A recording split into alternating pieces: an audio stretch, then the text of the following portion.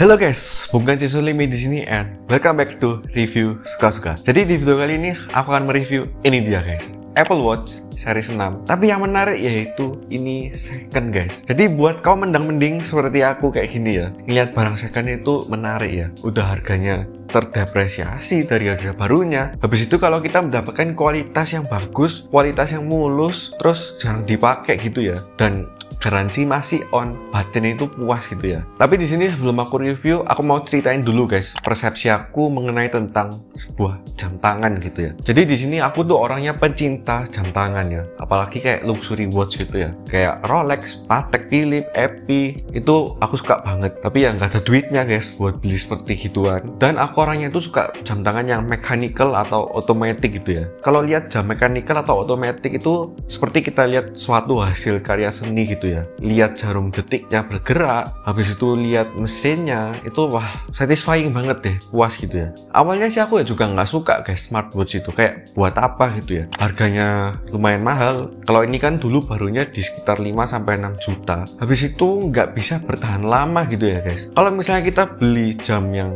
otomatis, jam mechanical gitu ya, dipakai 10-20 tahun lagi itu masih bisa ya, masih nggak ada bedanya gitu ya. Mungkin ya berat-berat sedikit gitu ya. Tapi kalau smartwatch ini kita pakai 10 tahun lagi itu pasti kerasa jadulnya ya, kerasa lemot, kerasa jadul bentuknya, dan harganya juga pasti terdepresiasi lebih jauh lagi. Bahkan nanti ini 10 tahun lagi ya juga nggak ada harganya gitu ya. Tapi lama-lama tuh kayak kepingin coba gitu ya. Smartwatch yang paling bagus apa buat iPhone user? Ya jelas smartwatchnya Apple Watch, karena kan satu ekosistem gitu ya, konektivitasnya sempurna gitu ya. Jadi ya udah deh, aku cobain aja, toh nanti bakalan dijual lagi. Langsung aja aku bahas kenapa jam ini worth it. Yang pertama jelas yaitu dari harganya ya. Untuk harganya aku beli di 3,7. Oke, mungkin 3,7 itu bukan terdengar apa ya, fantastis atau kayak big deal banget gitu ya, karena orang-orang lain jualnya juga 3,7 sama 3,8 gitu ya. Tapi ini dapatnya yang Night Edition.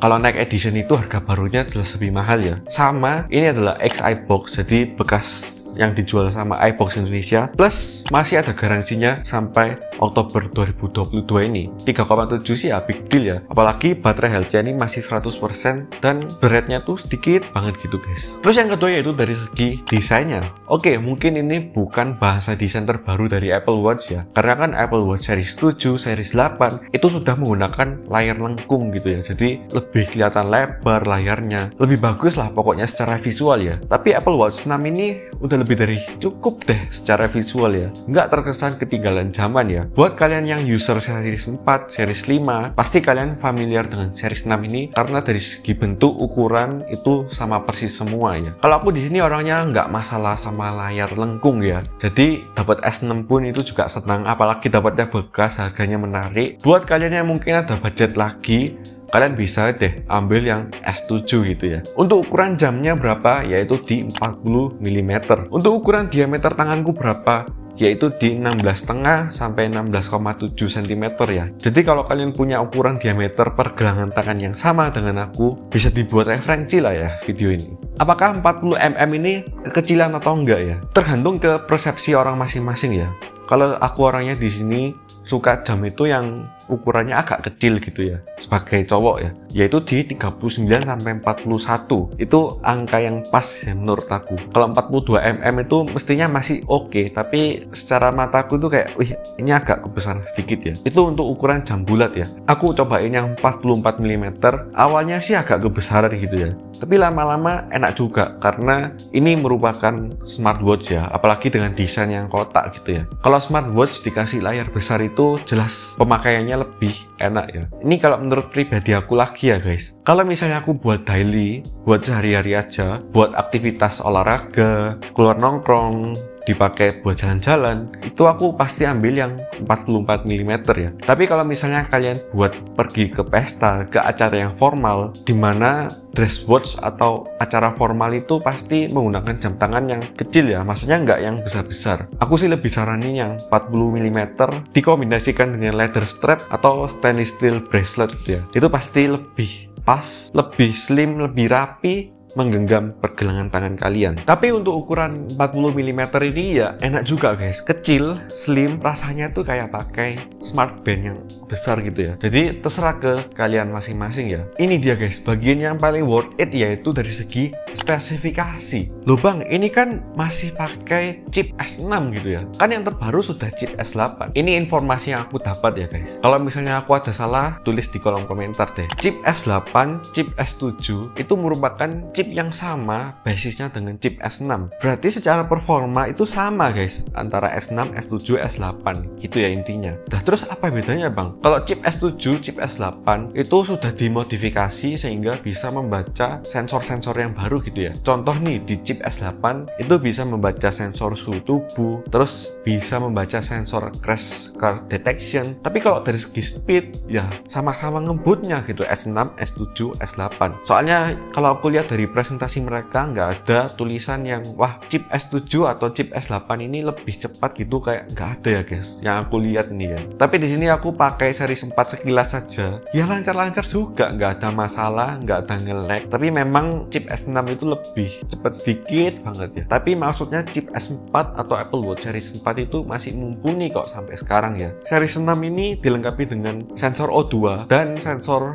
ECG. Untuk sensor O2 ya kalian tahu sendiri kan, mengukur kadar oksigen di dalam darah kita. Karena itu kan dulu gembar-gembor ya pas zamannya COVID. Itu semua orang pada beli sensor O2 gitu ya. Dan untuk sensor ECG, kalau kalian mau lebih tahu jelasnya kalian bisa googling sendiri. Tapi intinya yang aku tahu nih, sensor ECG ini mengenai kesehatan jantung kita gitu ya. Tapi ketika aku memakai sensor ECG ini, aku juga nggak tahu maksudnya apa, hasilnya apa. Nggak tahu deh maksudnya apa sensor ECG ini. Buat kalian yang tahu sensor ECG di Apple Watch ini gimana cara bacanya, komen aja guys. Terus selanjutnya yaitu dari segi baterainya guys. Yang aku review di sini ukuran 40 mm.